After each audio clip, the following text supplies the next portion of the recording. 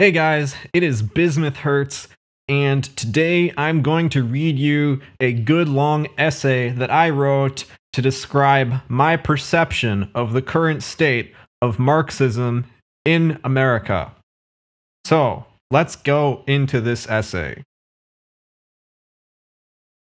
The three types of Marxist in America. America lacks a broad communist movement. But that is changing. It takes courage and optimism to call oneself an American communist, a Marxist-Leninist, and to believe in the potential of this idea after the destruction caused by McCarthyism, Khrushchevite revisionism, and perestroika. Now is the time for innovative thinking which strips away the old dogmas, transcends liberalism and two-party politics, and cuts bone deep to the meaning of scientific socialism in the present day. Americans want to be rich and successful. We used to be the vanguard of the world on a technical level, due in no small part to our own hard work and intelligence. Socialists see this potential, and we see how America as a country is squandered. We offer an alternative to the death march policy of the establishment, which is pouring trillions of dollars into pointless wars, causing global famine, all while stepping closer and closer to nuclear red lines. Our establishment is backed into a corner and willing to kill billions in order to continue their tyranny. We have an obligation to save ourselves from destruction by enacting a program that can survive the shift to multipolarity and establish a post-imperialist America. With American unipolarity being the main force of global reaction, a communist America will relinquish its grip on the world and usher in a new and lasting era of peace and cooperation. Why communism? Well, Marx understood the state as a weapon of class rule.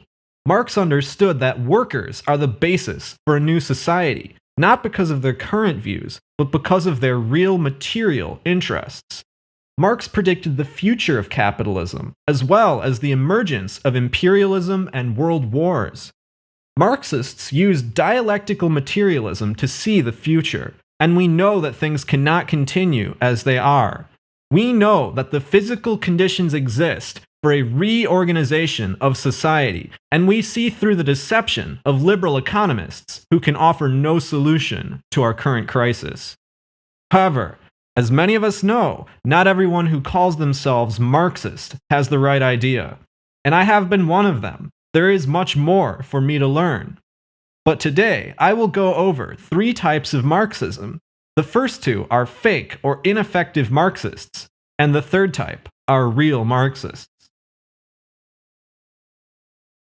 The first type of person I want to talk about today are purist so-called Marxists who set special rules and requirements for socialism. I'm not talking about the rule that colonialist capitalist states with high taxation and wide-spanning welfare systems are not really socialist. Nordic socialism is capitalist dictatorship, as shown by its gradual turn to austerity. And believe me, divestment from Russia is only going to speed its decay, as European citizens are told to suffer. No, it is not that rule. What I'm talking about is a type of thinking, and though they use many labels, Trotskyist, Maoist, left communist, or just Marxist, they all think the same way. They have an axiomatic and rigid interpretation of Marx, Lenin, maybe even Mao, and they lack open-mindedness. Nor do they have a sense of pragmatism. They have no ability to compromise. They are confused by the jagged path of history, expecting it to be straight lines and magical jumps, where socialist leaders set the rules of reality like a simulation video game. They look at communist states and say, oh, that's not real communism, or that's not real socialism, because apparently they know better. And yes, this is the same type of spoiled, coddled person that changed the rules on the playground as a kid. They are used to getting their way, used to dictating what other people should do, and they are not yet adults willing to accept when things go different than they say. To these purists, I wish to quote Marx. Marx said, "Communism is for us, not a state of affairs which is to be established, an ideal to which reality will have to adjust itself. We call communism the real movement which abolishes the present state of things, and the conditions of this movement result from the premises now in existence. To better make my point, let me dig into an example of this dogmatic thinking. There's a widespread notion that Marx defines socialism as complete and permanent worker ownership of means of production. Defined another way, complete and permanent abolition of private property. In normal terms, they believe every machine and factory, every acre of productive land must either be owned by the state or by a cooperative. This has nothing to do with small or personal property holdings such as a house or a car. Yes, Marx does call for seizing private property, but the real experience of communism has not been a straight line where private property was seized and kept public for all eternity. Almost every socialist state of today has some level of private property and some level of markets. Even if Marx did say this, why was he saying this about private property? The reason was to kick the capitalists off of their throne and to keep them from re-emerging as the ruling class, while the vast majority of people create their own state and thereby seize their own destiny. The purpose was to neutralize capitalism, which, in addition to brutally enslaving workers at the time, also became the main cause of World War I and World War II, and, if left unchecked, may very well end life as we know it. Marx's goal was not to lay a set of requirements for us to follow blindly. His goal was to apply socialism, or on some level humanism, the idea of addressing the needs of all people and bringing humanity forwards. Since capitalism was the main emerging force in the world, Marx brought his humanism into a critique of capitalism using scientific analysis, calling his methodology scientific socialism. People who cannot see that the goal of socialism is to serve humanity will reduce Marxism to a set of rules and use these rules to condemn existing examples of socialism. These hard-minded people think that socialism is a predetermined economic system. They think that we will know in advance how to organize the economy, and they prescribe their ideas onto an unwilling and alien reality which rejects them. Far from scientific, this utopian approach discredits all existing socialism and makes Marxism easily dismissible. Let's look at China, for example. These definers will state that Deng Xiaoping betrayed the revolution by opening a private, market-driven economic sector. They will state that China's inequality and close integration between the capitalists and Communist Party of China is proof that China has become fully corrupted and proof of the supposed Marxist axiom of complete and permanent abolition of private property. Of course, they fail to see who holds the decisive power in this dynamic, which is the Chinese people, as expressed through the Chinese state and the Communist Party of China.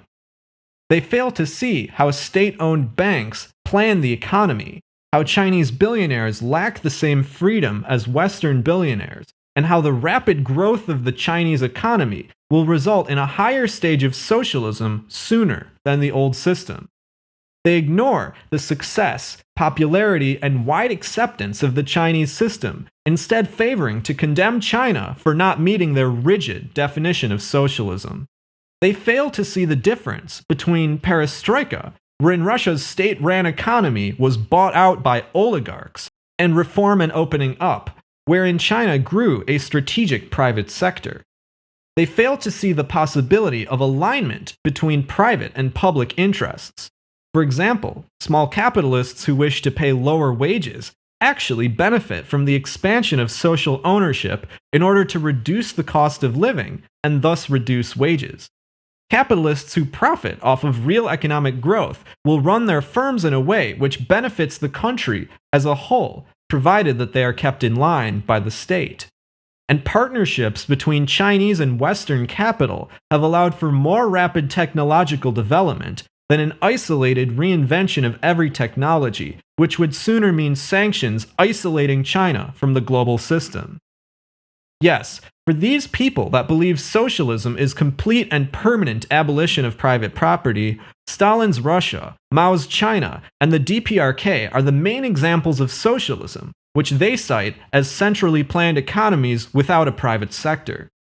To be fair, there are real benefits to the old style of planning, such as free healthcare, zero unemployment, and greater equality. However, this fails to see the reasons, as stated earlier, why China, Vietnam, and other similar economies have adopted their current system. They are in a sort of pre-stage of socialism designed to grow their economy, which will eventually give way to a new system, a higher stage of socialism. Since America is already so highly developed, it may not be needed for the same reasons to enter into such a pre-stage. But there are reasons why market socialism may be successful in America. The debate between Americans advocating a partial private sector versus a fully planned economy will not be solved through argumentation among Marxists in the present moment. It will be solved through confrontation with reality, the real movement which abolishes the present state of things.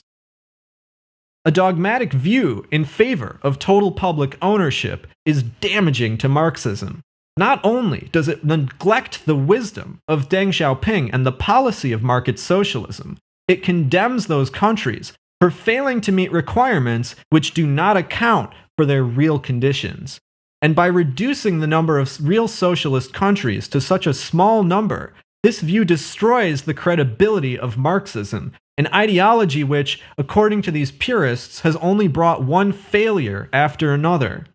How can one say that socialism has failed almost every time and also advocate for socialism? This is advocating for failure. It is also a view which may be incompatible with America, a society with a large and influential middle class to win over, and a society which glorifies entrepreneurs and individualism. Americans are likely to respect the freedom given to small businesses in China and to crave it for themselves. A term used by pioneer thinker Caleb Maupin is socialism with American characteristics, an adaptation of the phrase socialism with Chinese characteristics, which describes China's socialist market system. The point of the label is not the need for markets, it is that socialism in America will reflect America's unique characteristics. Though this misinterpretation I've been wrestling with is damaging, it is only the tamest form of Marxist purism and dogmatism in existence. Purist Marxists come in many varieties, and I cannot refute them all, but I will touch on two other examples for the sake of explaining the real meaning of socialism. Another view, which I label as left communist, is critical of the fact that instead of reaching a higher stage of socialism, socialist countries have instead turned to a market socialist system, which enhances the tyranny of the laws of value, recreating the chaos of the market, unemployment, degraded working conditions, and the potential reemergence of a capitalist class. To summarize the conviction of these left communists, I will quote Stalin, who said in Chapter 4 of Economic Problems of the USSR, quote, "In the second phase of communist society, the amount of labor expended on the production of goods will be measured not in a roundabout way, not through value in its forms, as is the case under commodity production, but directly and immediately by the amount of time, the number of hours expended on the production of goods. As to the distribution of labor, its distribution among the branches of production will be regulated not by the law of value, which will have ceased to function by that time, but by the growth of society's demand for goods. It will be a society in which production will be regulated by the requirements of society, and computation of the requirements of society will acquire paramount importance for planning bodies." This is Stalin's estimation of the next step towards full communism. This view is also reinforced by the advent of computer planning systems, which have been proven viable for economic management in a strictly computational sense by Paul Cockshott. To this view, I would say that calling for such a transition is even less realistic than the dogmatic view which I dissected earlier. The level of centralization, education, collectivization, and technical integration between the state and the people, and prosperity required for such a maximum decommodification of the economy are far in the future, and we should not use an approximation of future socialism as hard rules for interpreting the present reality. Rather, this higher phase will seem at some point like a natural step forward, and until then should not be imposed upon reality.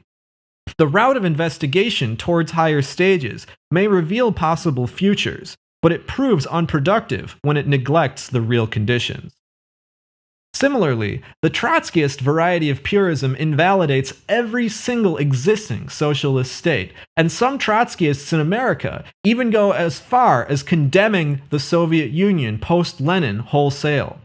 I will not go deep into their thinking, except to say that if the thinkers I described earlier weaken Marxism, Trotskyists obliterate it. If these thinkers are losers, Trotskyists don't even play the game. They often play for the other team, rooting for imperialists to get their way. They adopt Trotsky's sour grapes approach to socialism, where he sits on the sidelines telling others how to do it. They are backseat drivers, they are critics who don't know the business. It is very hard to summarize the Trotskyist line of reasoning, if you can even call it reasoning. And if you don't believe my allegations, try and figure it out for yourself. Read what Trotskyists have to say. I imagine you will be as disappointed as I am with their extreme thinking and comparably underwhelming movement. To summarize, Marxist purism is widespread and highly damaging to the reputation of Marxism. If not outright misinterpreting Marx, it applies his method incorrectly and ignores the most important thing about socialism: winning power and serving the people.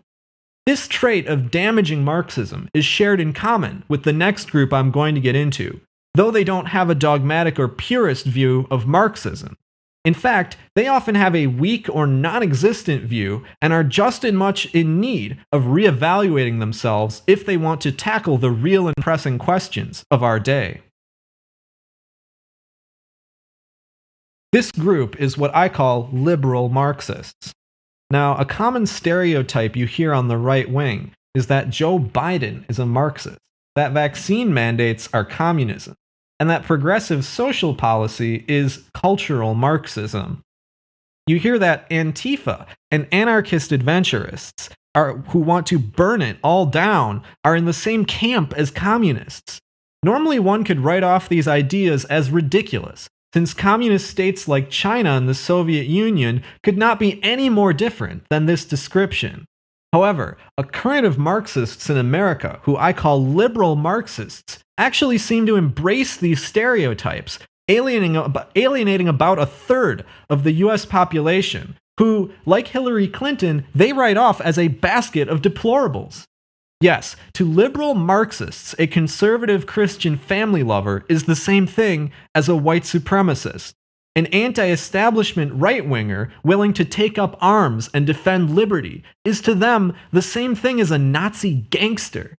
The key failing of liberal Marxists is their inability to unite Americans on a class basis, instead preferring to take a side in the partisan struggle while standing above the masses in an ivory tower. Liberal Marxists refuse to sharpen their minds for struggle, preferring to dwell in a soft and round fantasy without confrontation. When they study, they graze on the text without trying to pierce its meaning. They don't allow it to challenge their assumptions, and instead see just another viewpoint.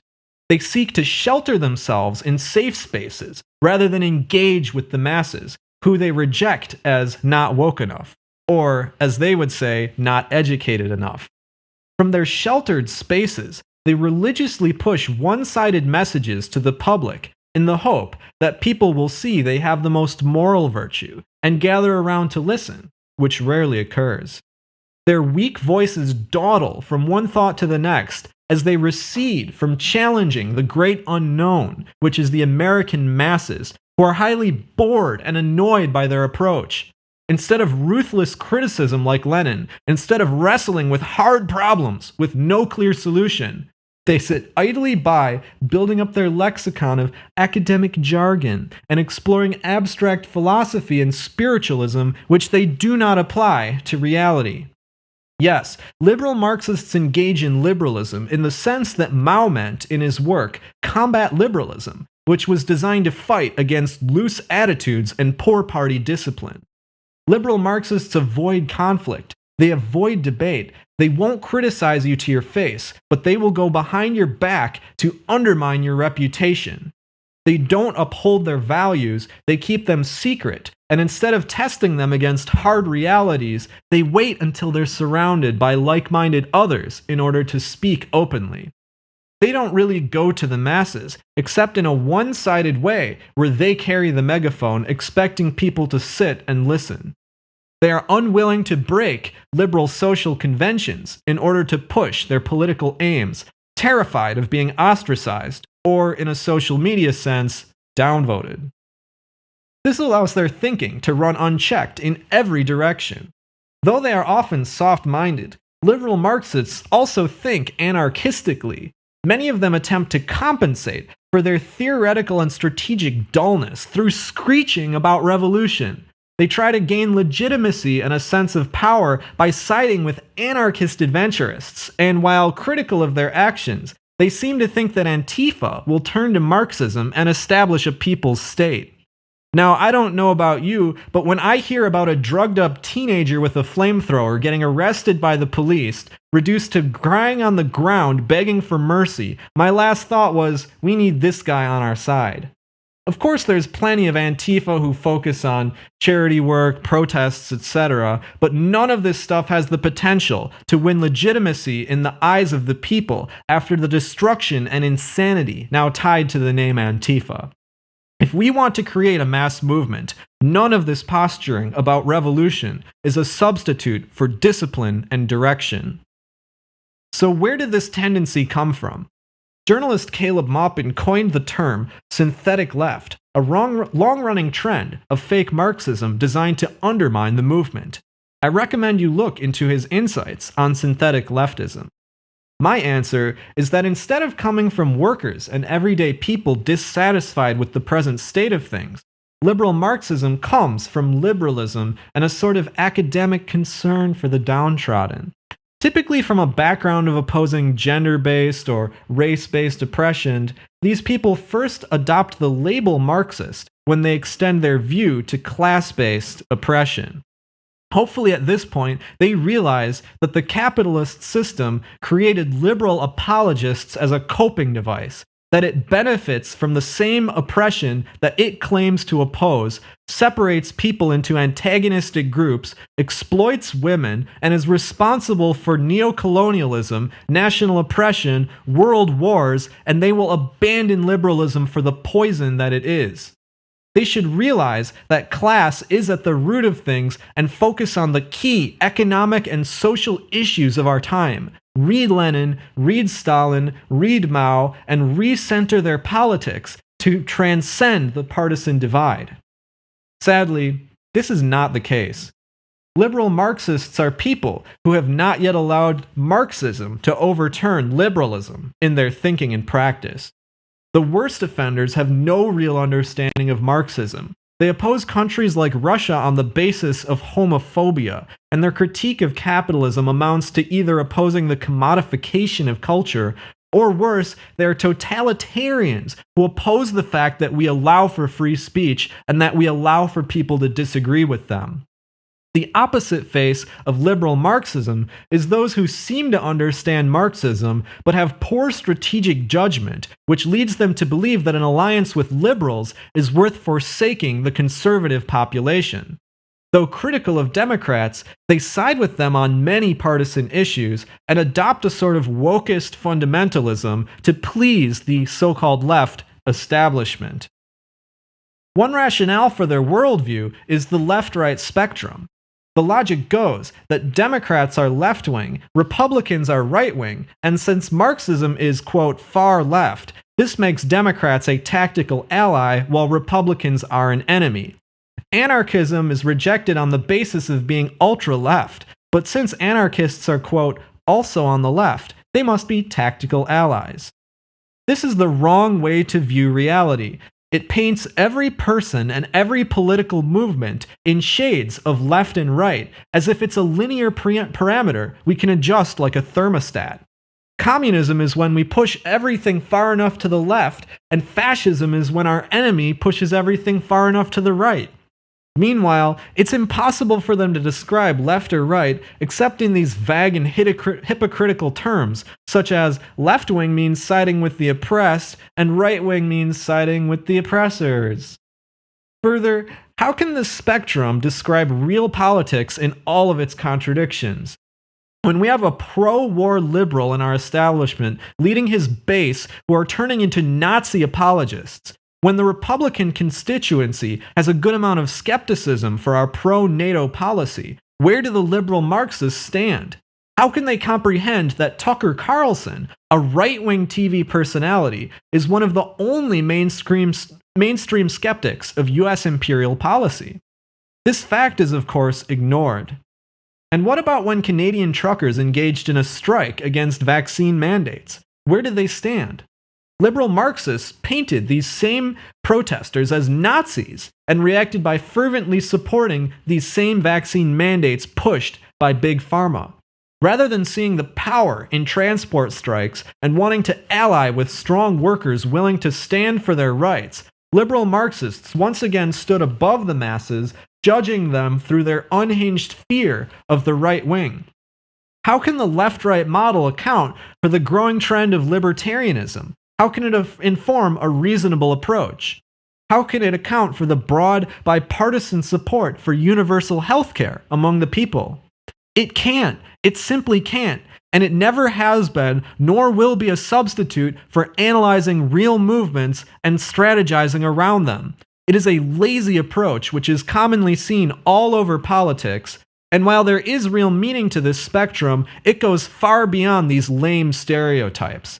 At the very least, it's time to start calling Democrats what they are: pro-war Nazi supporters who are against free speech. A different flavor of the right wing than Republicans, but right wing nonetheless, and arguably far more dangerous.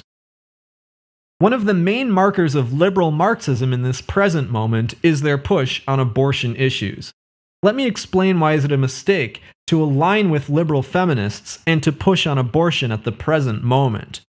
Yes, feminism has brought equality on a legal and political basis through the right to vote, own property, take out loans, pursue careers, divorce, seek justice for assault and abuse, and more.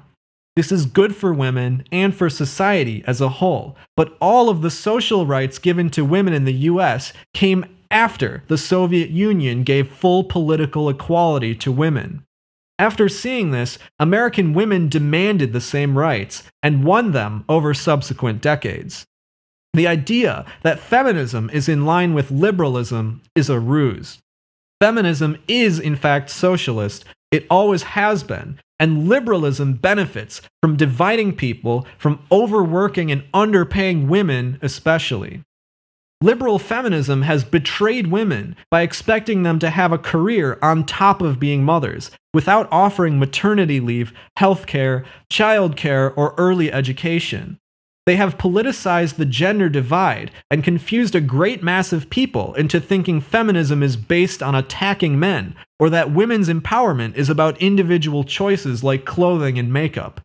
They don't actually care about poor women. They only care about rich women, as shown through their obsession with the glass ceiling. They want to legalize abortion, not because they believe in bodily autonomy, but because they want working women not to have children as part of their depopulation agenda. They have co-opted abortion as a way to divide Americans on partisan lines, and for this reason, we must avoid the issue for the time being. The new frontiers of feminism are universal childcare, paid maternity leave, wage equality, ending prostitution and human trafficking, ending child marriages, and probably even more.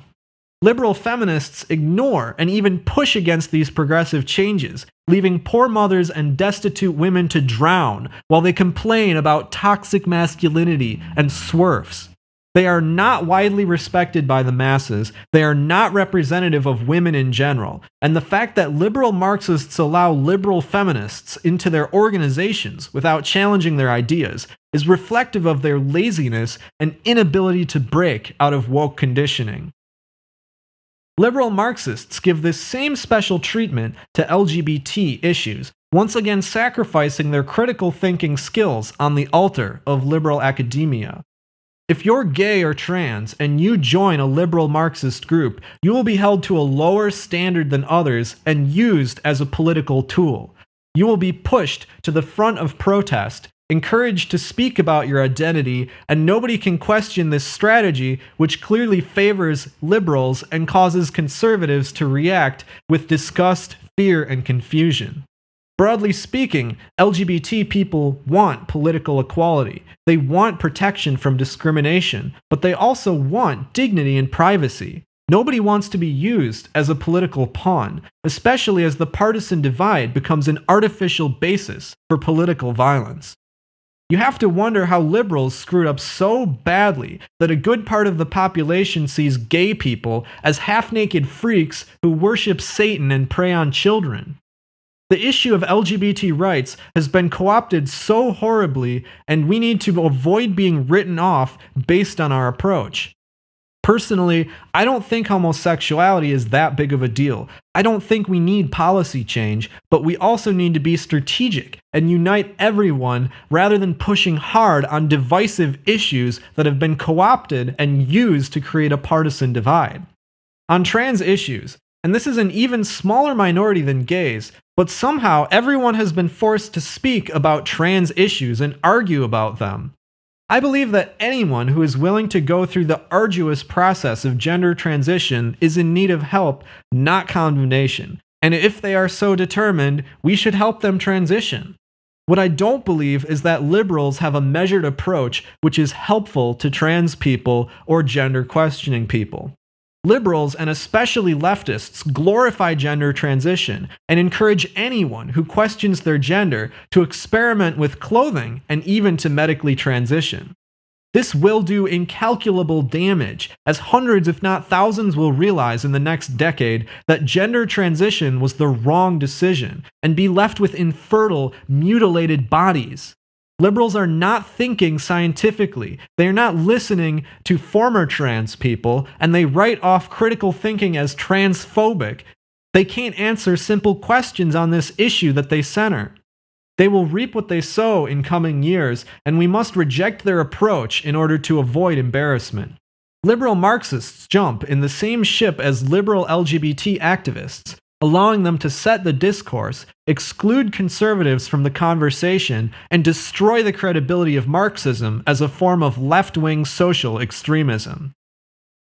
Finally, and I could make an entire video on this, is the liberal Marxist mishandling of the national question. Liberals claim to oppose racism, but they don't know the meaning of racism. Why does a man become racist?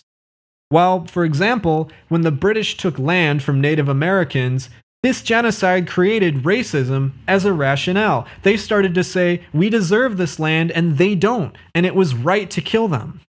When British colonists took slaves, they created racism to justify it. They said these people are like mules, they have no free will, etc.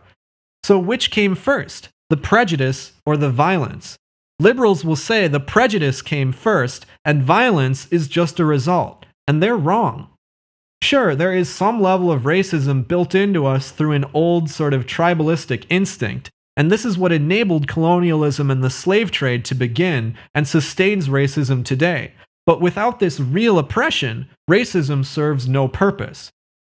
When capitalist society keeps poor people poor, is it any surprise that people who were thrown into society with nothing, not even an education, still have little to nothing? Racism is inseparable from poverty. It is inseparable from low-wage labor, and above all, it is a byproduct of capitalism. The system keeps people down, deceives people, screws them over, isolates them, underpays them, terrorizes them, and floods their community with drugs. People don't need charity. People don't need life support. They need reconstruction. Stop the lies, stop the killing, and let people stand up and rebuild their communities rather than being parasitized as a source of low-wage labor. That is the solution to racism, a solution which liberals may claim to support, but because of their feet being planted in the capitalist system, they can do nothing to enact these things and focus on what little they can change without challenging the system. The main difference between liberals and conservatives when it comes to racism is honesty. Liberal Marxists are fooled by the surface level appearance of caring about equality, thinking that conservatives are somehow the source of racism while liberals have the cure. Maybe they forgot that early liberal thinkers in America sought to preserve slavery because abolishing slavery would be too authoritarian. Maybe they forgot that Abraham Lincoln was a Republican. I would advise them to listen to the wise words of Malcolm X, who said, "Of posing as the Negro's friend and benefactor, and by winning the friendship and support of the Negro, the white liberal is able to use the Negro as a pawn or a weapon in this political football game that is constantly raging between the white liberals and the white conservatives. The American Negro is nothing but a political football, and the white liberals control this ball through tricks or tokenism, false promises of integration and civil rights.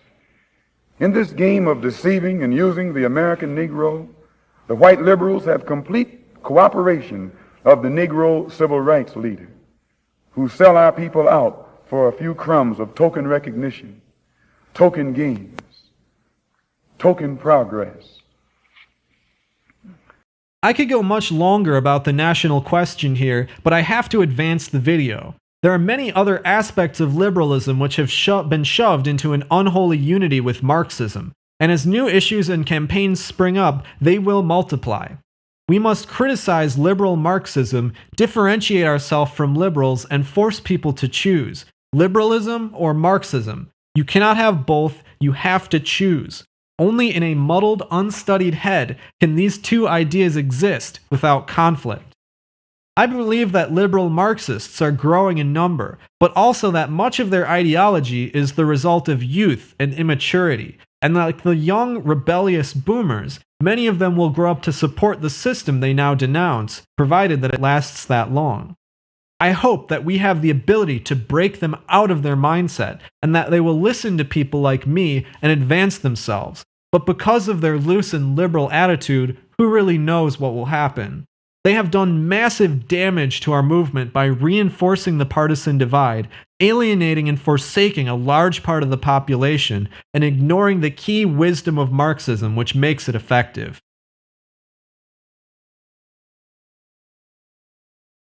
The third type of Marxists are what I would call innovative Marxists, or creative Marxists. This is what Marxism means in the present day for the majority of the world.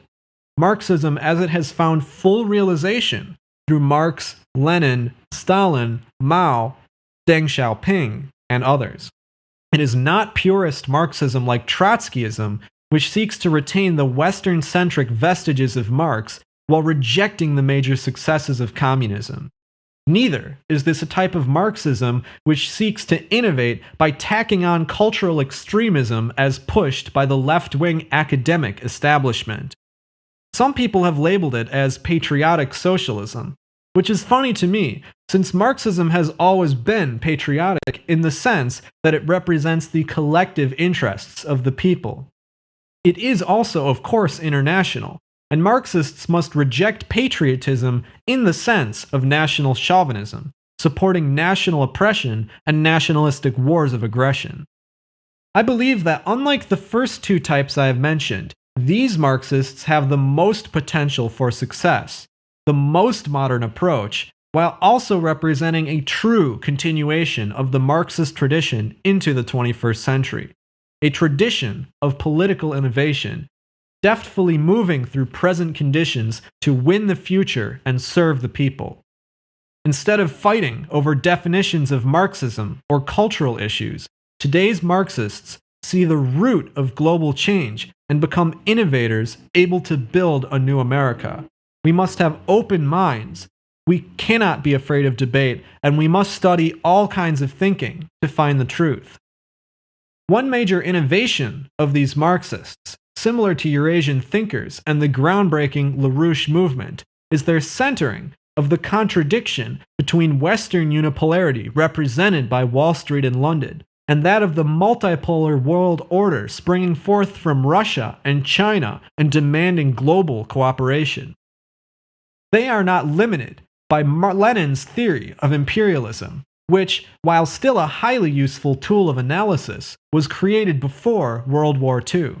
It cannot be used to analyze wars of resistance to American unipolarity, and it fails to describe the Western imperialist bloc and its neoliberal aims, Pax Americana, the open society, and total domination. We have to extend Lenin's theories, using them as a starting point to understand what's going on today. We have to uphold class struggle. We want socialism, but we also see how this collapsing Western global order keeps American workers trapped, dependent, and confused. The main task of American Marxists today becomes twofold. First, withdrawing public consent for our wars of desperation, death throes of the empire, and showing that this strategy is unsustainable and not in our interest.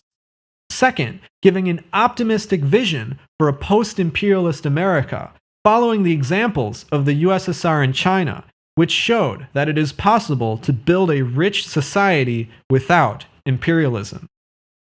We must not be highly concerned with what is real socialism versus fake socialism as long as it achieves these aims. We must have sympathy for all movements that put into question the Western globalist capitalist system, regardless of whether they meet arbitrary qualifiers, because we can see that these movements are advancing history and that their progress will defeat the American global system once and for all, as is the fate of empires. We should not sit back and criticize Bolivarian socialism or Ba'athist socialism. Neither should we criticize Russia, Iran, and other anti-imperialist countries, so long as America remains the main force of global reaction. It is the business of Americans to critique America rather than finger-pointing and judging. After accepting the inevitability of this global shift, the way that innovative Marxists plan to survive is through cooperation, not competition. They want to accelerate the withdrawal of American imperialism and focus on developing our domestic economy in tandem with other governments. National control of banks as a major industry is a key pillar of this policy, as well as other means of maximizing the well-being and productivity of America through comprehensive social programs, large infrastructure projects, investment in the real economy, and rebuilding industry, among other things. We believe, like Deng Xiaoping, that it doesn't matter if a cat is black or white so long as it catches mice.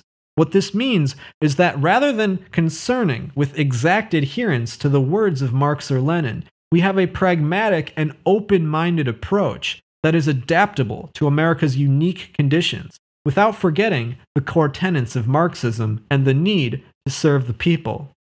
We welcome the masses with open arms and an optimistic message, rather than shutting them out for failing to meet a particular mold. Innovative Marxists see how historically, and even today, elements of conservative thinking align with the Marxist position, and that by accurately expressing communism to the masses, we will win people over regardless of whether they are left, right, or center. Some people make the mistake of being socially reactionary and siding with Republicans, the opposite mistake of liberal Marxists. Instead, we must unite people on a class basis by leaning away from the culture war and appealing to both sides of the partisan divide by focusing on key issues that unite the people. It will become clearer over time that the only correct path is to be social moderates. Follow the rule of no investigation, no right to speak, say I don't know, and redirect the conversation to more agreeable things. If you choose to express thoughts on culture war issues, you can try to prove that you're dedicated to a sensible approach. But no matter what you say, there will be toxic critics who aim to prevent the people from seeing your positive message.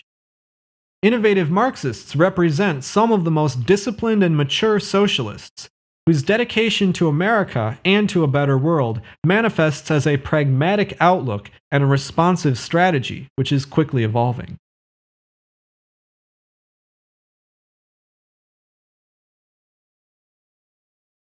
After hearing my description of these three categories, you can likely determine where my thinking lies. Innovative Marxism is simply a label that I have created for the sake of this video in order to differentiate thinking, but I'm okay with identifying that way. Actually, I would say my thinking has passed through the first two types of Marxism and only settled upon reaching the third type, which I see as the only possible path forward. Marxism cannot and should not be left in the past, where we argue over this and that sentence written by Marx and Lenin. Marxism cannot and should not be sacrificed at the throne of liberal progressive virtue, with its power cut off in the name of intersectional holiness.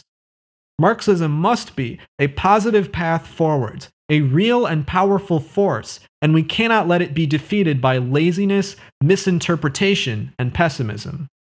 That said, do not sit idly and judge those who have been deemed wrong in my analysis, fixating on denouncing weaker thinking, without yourself studying and working to realize a future for this country. The way forward may seem unclear, but everywhere around me, new roads are being paved. Some of these roads are dead ends, and some of them will bring us closer to a peaceful and productive future. The collapse of US imperialism can only bring about two results: socialism or barbarism. Which one do you choose?